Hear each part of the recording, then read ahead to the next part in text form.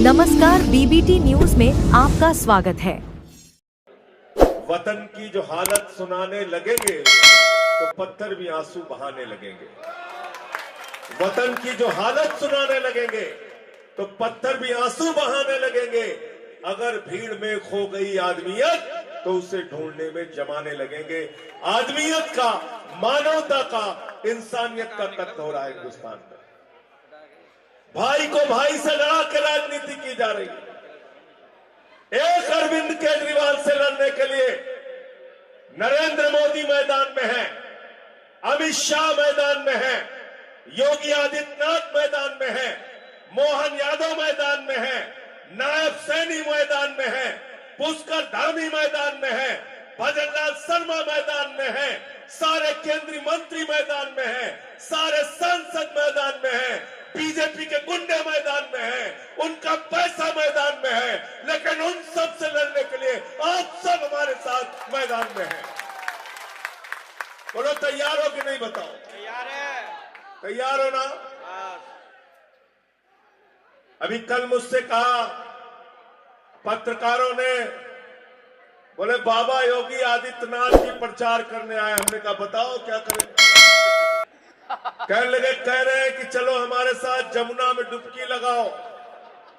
तो हमने कहा चलो हम चलने के लिए तैयार हैं। चलो काशी में गंगा में डुबकी लगाओ जहां तुमने गंगा को मैली किया। चलो यमुना में, मथुरा में डुबकी लगाओ जहां तुमने यमुना को मैली किया। चलो लखनऊ में गोमती के अंदर डुबकी लगाओ जहां गोमती को तुमने मैला किया। और दिल्ली में राजनीति करने की कोशिश मत करो।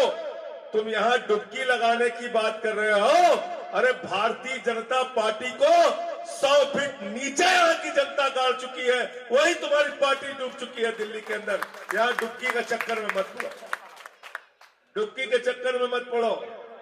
मैंने तो कहा भाजपाइयों से, मोदी आ गया, योगी आ गया, अमित शाह आ गया, सारे मुख्यमंत्री आ गए, अब थोड़ा बहुत कसर रही गई है तो टम्पोक बुला लो। तुम ट्रम्पो भी प्रचार कर देगा तुम्हारे लिए, उसको भी बुला लो।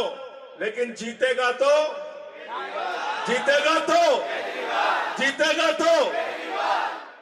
ईमानदारी की बात बताना। ये नहीं कि मेरा चेहरा देख के। दिल्ली में सरकार किसकी बन रही है भाई? हाथ उठा के बताइए किसकी सरकार बन रही है? किसकी सरकार बन रही है? तो आप एक चीज बताइए, जब केजरीवाल की सरकार बन रही है, आम आदमी पार्टी की सरकार बन रही है, तो आप इन गुंडों से लड़ने के लिए हमको ताकत देंगे कि हमको छोड़ देंगे? बोलिए, ताकत देंगे कि छोड़ देंगे? आपसे पूछने के लिए आया हूं, साथ देंगे कि छोड़ देंगे? हाथ उठा के बताइए पीछे तक। आज दिल्ली के अंदर ऐसी गुंडागर्दी मची हुई है, रोज हमारे कार्यकर्ताओं के साथ मारपीट करते हैं, पुलिस वाले पकड़ के जेल में लेके जाते हैं, आज कार्यकर्ताओं को जेल में डाल रहे हैं। इसके पहले दिल्ली की सरकार के किसी व्यक्ति को नहीं छोड़ा। मनीष सिसोदिया, सबसे अच्छे शिक्षा मंत्री, जेल में डाल दिया। सत्येंद्र जैन, मोहल्ला क्लिनिक बनाया, 23 महीने तक उनको जेल में रखा। अरविंद केजरीवाल दिल्ली के लिए 10 साल तक काम किए, उनको पकड़ के जेल में डाल दिया। मैं संसद में मोदी के खिलाफ बोलता था, मुझे 6 महीने पकड़ के जेल में डाल दिया। मैंने कहा बेईमानो, 6 महीने नहीं, पूरी जिंदगी जेल में रखो, लेकिन तुमसे लड़ाई लड़ता रहूंगा जब तक जान में जान है।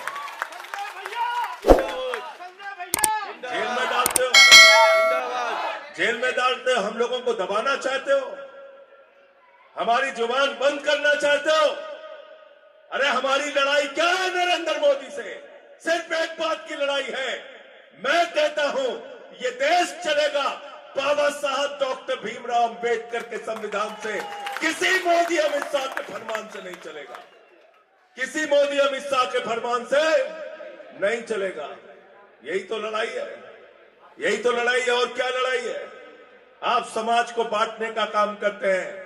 मैंने तो भाजपाइयों की पार्टी का नाम बदल के, इनका बीजेपी वालों का नाम बदल के मैंने भारतीय झगड़ा पार्टी कर दिया। भारतीय झगड़ा पार्टी।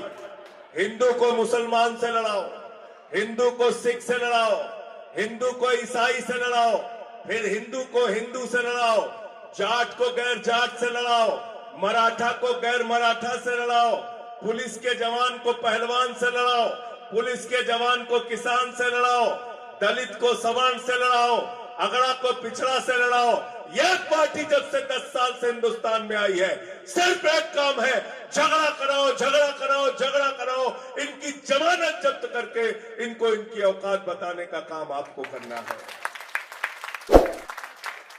अगर इस देश को बचाना चाहते हो, अगर इस मुल्क को बचाना चाहते हो, इस झगड़े से, लड़ाई से, फसाद से अगर इस देश को बचाना चाहते हो, तो अपने दिल पे हाथ रख के कहना, क्या भारतीय जनता पार्टी आपके बच्चों को भविष्य दे सकती है? क्या दे सकती है? क्या नरेंद्र मोदी इस देश को भविष्य दे सकते हैं? क्या खाली गुंडागर्दी और झगड़ा करा सकते हैं लोग, खाली गुंडागर्दी झगड़ा कटा सकते हैं। कल मुझसे पत्रकारों ने कहा कि योगी जी के नीचे लिखा हुआ था, पटोगे तो कटोगे। तो हमने कहा योगी जी को बता देना और नरेंद्र मोदी को भी बता देना और अमित शाह को भी बता देना, हमने दिल्ली में नारा बदल दिया है, हिंदू मुसलमान सिख ईसाई अगड़ा पिछड़ा दलित सवर्ण हम सारे लोग मिलकर न बटेंगे न कटेंगे। हमने नारा दिया है, न बटिए न कटिए, मिलके बीजेपी को रपटिए।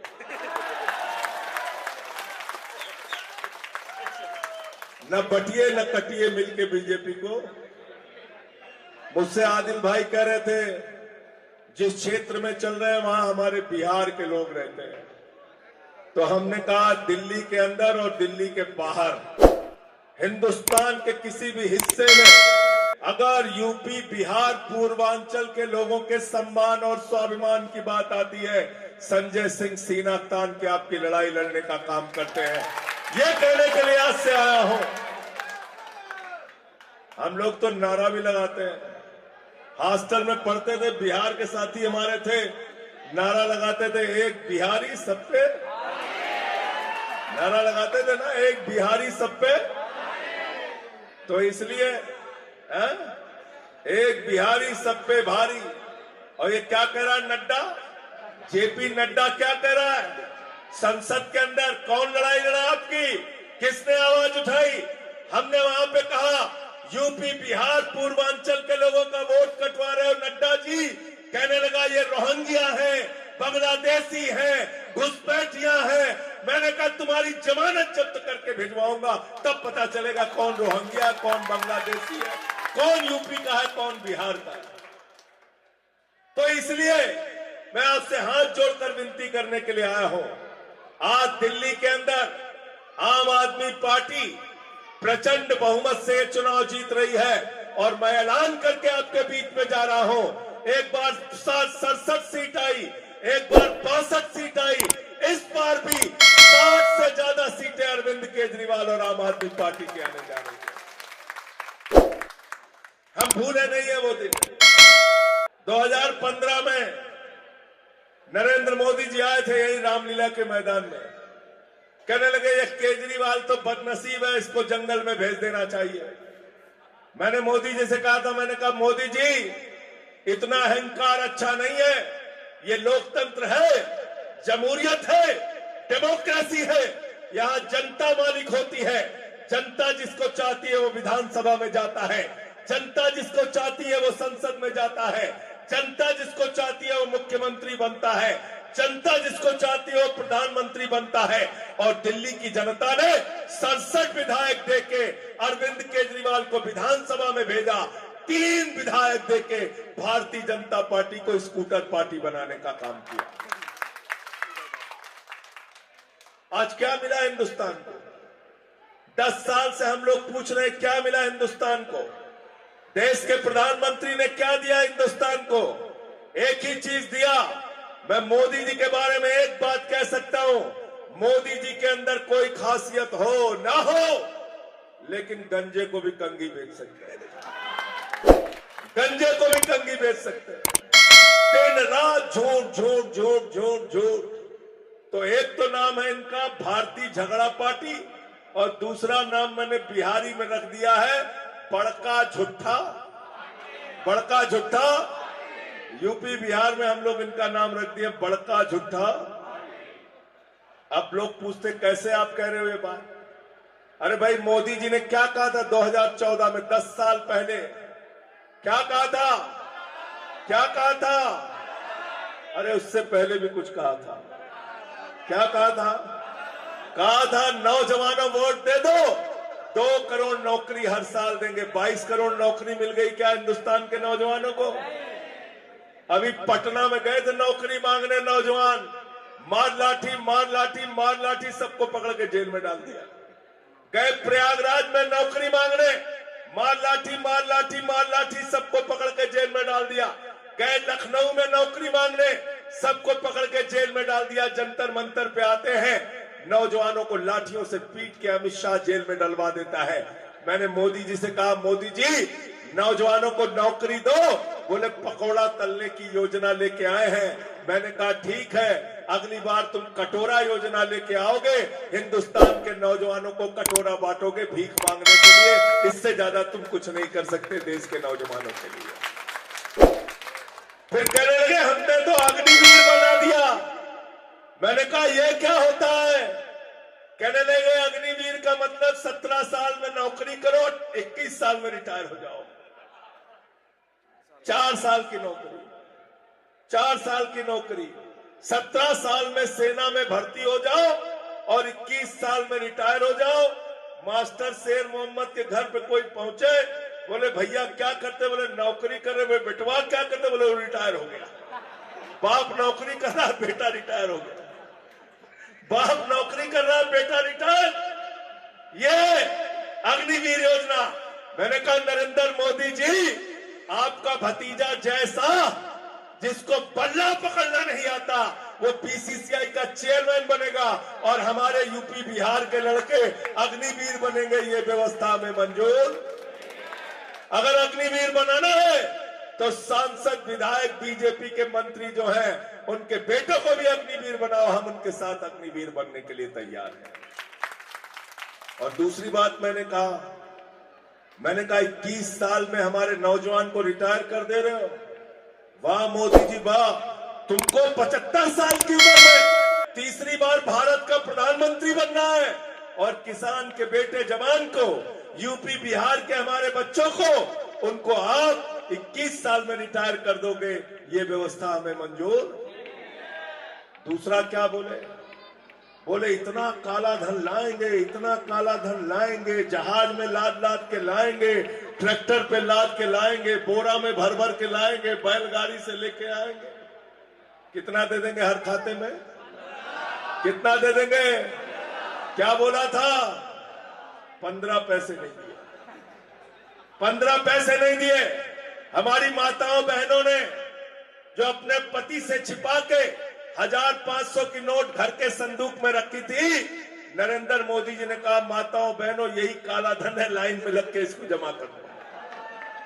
छोटा मोटा रोजगार जो करते थे, कोई रिक्शा चलाने वाला है, कोई मजदूर है, कोई छोटी दुकान करने वाला है, कोई सैलून चलाता है, मोदी जी ने कहा 1500 की नोट सब काला धन है, लाइन में लग के जमा कर दो।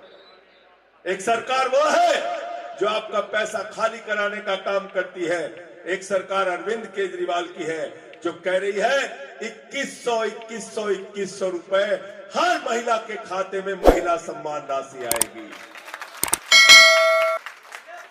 और क्या बोला था मोदी जी ने? बोले 15 अगस्त 2022 तक सबको पक्का मकान मिल जाएगा। 15 अगस्त 2022 तक सबको पक्का मकान मिल जाएगा। ये भी झूठ बोला। और 15 लाख के लिए तो सबसे ज्यादा नाराज लालू यादव जी हो गए। कहने लगे हमारे साथ वो बेटा बेटी हम और राबड़ी सबसे ज्यादा पैसा हमारा आने वाला था, आज तक नहीं आया, आज तक नहीं आया। तो आज इस देश में एक ऐसी पार्टी राज कर रही है जो दिन रात झूठ बोलने का काम करती है।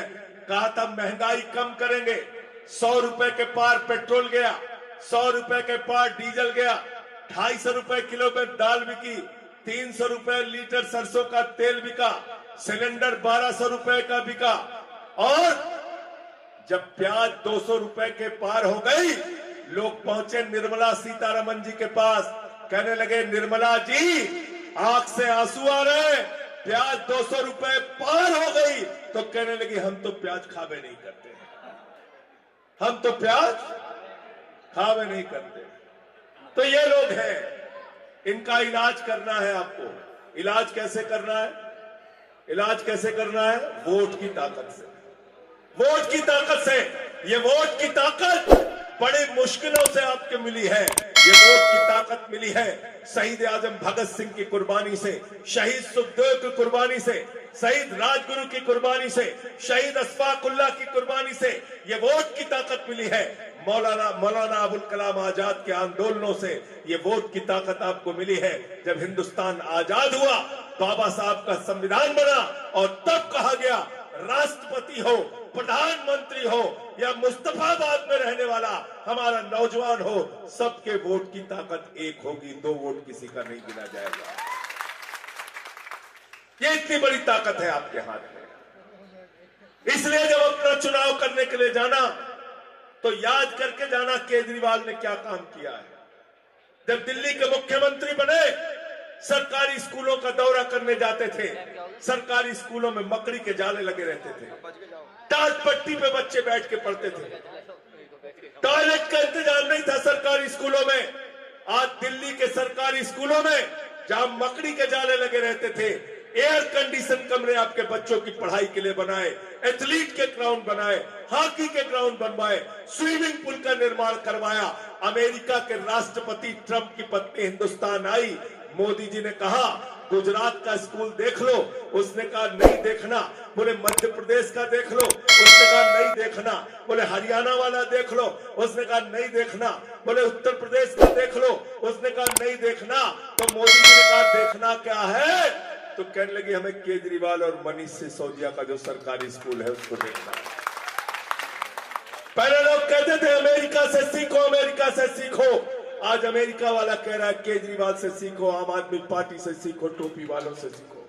हमने शिक्षा के क्षेत्र में काम किया, हमने 6800 किलोमीटर की सीवर पाइपलाइन बिछाई, 4000 किलोमीटर की वाटर पाइपलाइन बिछाई, 250 किलोमीटर का मेट्रो का नेटवर्क दिल्ली के अंदर बढ़ाने का काम हमने किया। दिल्ली के अंदर हमने 23,000 स्कूल के कमरे बनाने का काम किया, 10,000 अस्पतालों की बेड बनाने का काम किया। मैं दावे के साथ कह सकता हूं, हिंदुस्तान की आजादी के बाद सबसे ज्यादा काम अगर किसी पार्टी और नेता ने किया है तो उस पार्टी का नाम है आम आदमी पार्टी। अरविंद केजरीवाल ने काम करके दिखाया है। आज चुनाव आया तो सारे लोग मैदान में हैं, कांग्रेस पार्टी वाले भी मैदान में हैं। कांग्रेस का कहीं खाता खुल रहा है क्या? दिल्ली में कहीं खाता खुल रहा है क्या? खाता खुल रहा है कहीं? मुझसे पत्रकारों ने पूछा कांग्रेस पार्टी के बारे में आपका क्या कहना है? मैंने कहा कांग्रेसियों का कोई नुकसान दिल्ली में नहीं होगा, पिछली बार भी 0 थे, इस बार भी 0 रहेंगे।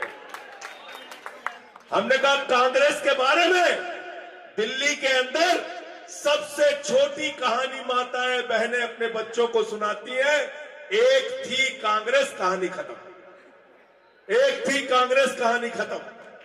दिल्ली के अंदर कांग्रेस पार्टी को एक सीट नहीं मिल रही है, इसलिए कांग्रेस को वोट देकर बर्बाद करने की जरूरत नहीं है। क्या चल रही है यहाँ पे? क्या चल रही है? क्या चल रही है? क्या चल रही है? झाड़ू बहुत काम की चीज होती है। घर की सफाई करनी हो तो क्या चाहिए? मोहल्ले की सफाई करनी है तो क्या चाहिए? दिल्ली की सफाई करनी है तो क्या चाहिए? देश की सफाई करनी है तो क्या चाहिए? और भाजपाइयों के दिमाग का भूत उतारना है तो क्या चाहिए? क्या चाहिए? क्या चाहिए? हमसे लोग कहने लगे संजय सिंह जी आप कैसे कह रहे हैं कि भूत सवार है हमारे ऊपर, भाजपाई चिल्लाने लगे। हमने कहा मैं बताता हूं कैसे कह रहा हूं, मैं बताता हूं कैसे कह रहा हूं। तुमने हिंदुस्तान के अंदर नफरत के बीज बोने का काम किया, नफरत की बुनियाद पे हिंदुस्तान को बांटने का काम किया। नफरत की बुनियाद पे हिंदुस्तान आगे नहीं बढ़ेगा। मोहब्बत की बुनियाद पे हिंदुस्तान आगे बढ़ेगा।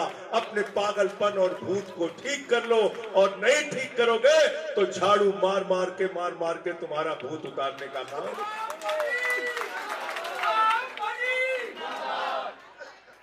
झूठ बोलने में तो प्रधानमंत्री का कोई रिकॉर्ड नहीं है। एक बार गए बिहार में, कहने लगे सिकंदर जब बिहार में आया था तो बिहारियों ने मार के भगाया था। पता चला सिकंदर कभी बिहार गए नहीं किया। फिर गए हमारे खलीलाबाद में, संत कबीर नगर में, बोले संत कबीर जी, बाबा गुरु नानक देव जी, बाबा गोरखनाथ जी एक साथ बैठ के मीटिंग करते थे। पता चला उनकी जिंदगी में 100 साल का अंतर है। फिर कहने लगे नाली के गैस से सब लोग चाय बना लीजिए।